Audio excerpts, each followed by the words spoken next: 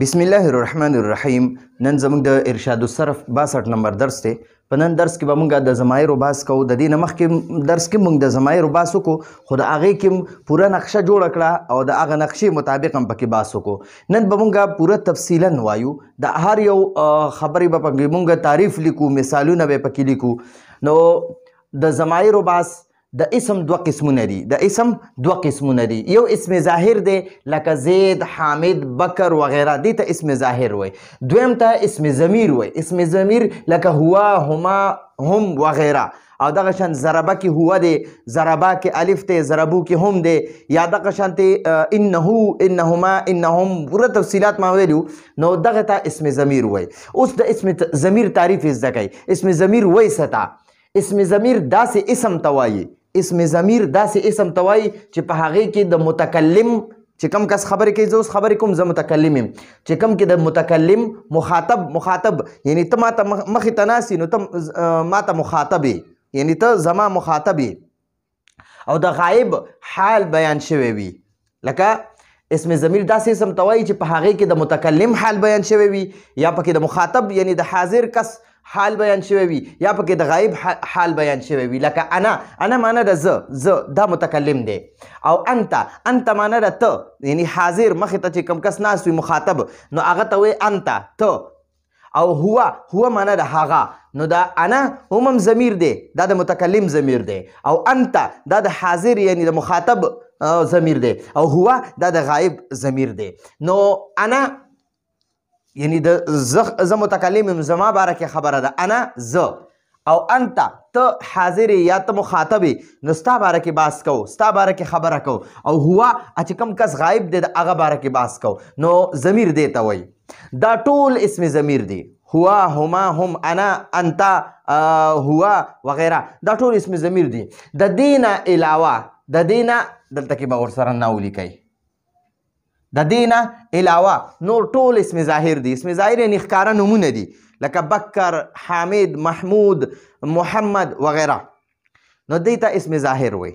او اسم ضمیر مو پېژنده چې د اسم په ځای باندې د اسم ظاهر د نوم په ځای چې یو لفظ استعمال شي د متکلم دپاره، یا د حاضر دپاره، یا د غایب دپاره، نو هغې لفظ ته اسم ضمیر وایي.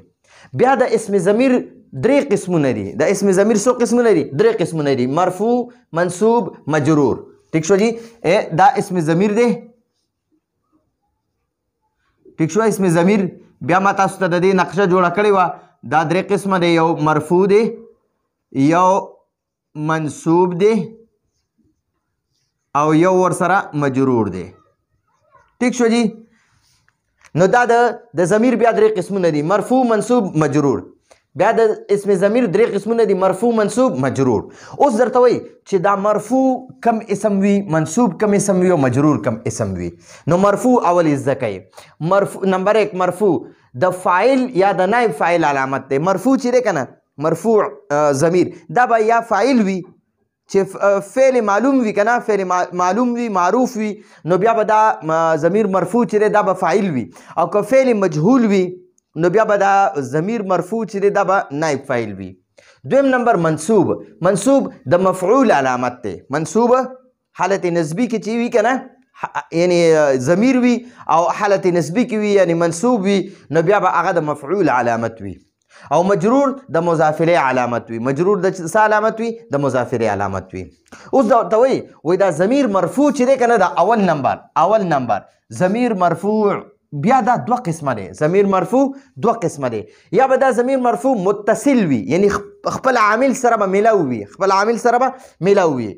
یا به دا مرفوع منفصل وي، د خپل عامل نه به جدا وي، میلاو به ورسره نه وي، یو ځای به ورسره نه وي. چې کوم یو ځای وي هغه ته ضمیر مرفوع متصل وي، چې کوم جدا وي د خپل عامل نه نو هغه ته ضمیر مرفوع منفصل وي. اوس د ضمیر مرفوع متصل تعریف زده کوي. ضمیر مرفوع متصل څه ته وایي؟ ضمیر مرفوع متصل داسې ضمیر ته وایي. ضمیر مرفوع متصل داسې ضمیر ته وایي چې د فعل سره میلاو وي، د فعل سره میلاو وي، او په ترکیب کې فاعل یا نائب فاعل جوړیږي. لکه ګورئ ضربته، دا ضربه چې دی دا پکې فعل دی، او دا تا چې دی دا پکې فاعل دی. نو دا ضربته دا فعل معلوم دی، مجهول نه دی، نو دی کې دا تا ضمیر دا پکې فاعل دی.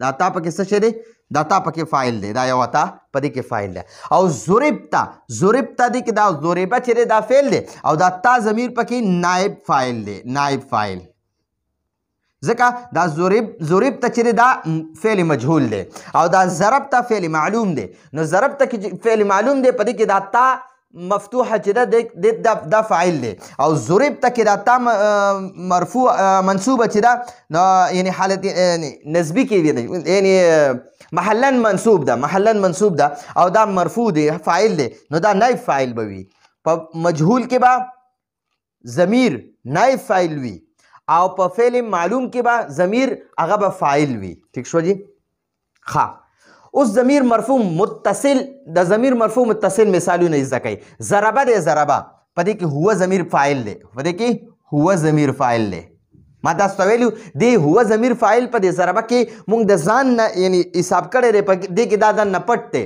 نو دې ته مستتر وایي یا مستتر وایي ٹھیک شو او په دې ضربه کې دا الف فاعل دی متصل دی په دې ضربو کې دا واو ضمیر متصل دی په ضربت کې بیا دی کې هي ضمیر پټ دی او ضربتا کې دا الف یعنی دا پکې فاعل دی متصل ضمیر دی او ضربنا کې دا نون ضمیر د فعل سره ضربه سره ملاو دی متصل دی نو دا فاعل دی او ضربتا کې دا ضربا پکې فعل دی او دا تا ضمیر پکې فاعل دی دته ضمیر بارز متصل ضمیر مرفوع متصل بارز ورته وایي او دا فاعل دی ضربتما کې دا تما فاعل دی دا د ضربه سره فعل سره ملاو دی ضربتم کې دا تم فاعل دی د فعل سره ملاو دی او ضربت کې دا تی فاعل دی ضربتما کې تما فاعل دی ضربتنا کې تن فاعل دی ضربتو کې تو فاعل دی او ضربنا کې نا فاعل دی ٹھیک شو جی نو دا چې کوم نه ما کرخې راته وکړئ دا د فعل سره متصل دي دا ضمیرونه فعل سره متصل دي او دا د فعل لپاره فاعل جوړیږي ٹھیک شو جی اوس ضمیر مرفوع منفصل تعریف زده کوي د ضمیر مرفوع منفصل تعریف د ضمیر مرفوع منفصل تعریف ضمیر مرفوع منفصل داسې ضمیر ته وایي ضمیر مرفوع منفصل داسې ضمیر ته وایي چې د فعل نه جدا راځي د فعل سره ملو نه وي چې فعل نه جدا راځي که چېرته د کلام په شروع کې وي نو مبتدا به وي او که د فعل نه وروسته وي نو بیا به د هغه فعل دپاره فاعل جوړیږي ټیک شو جی لکه زه به یو مثال درله ولیکمه هم یجادلون هم وګورئ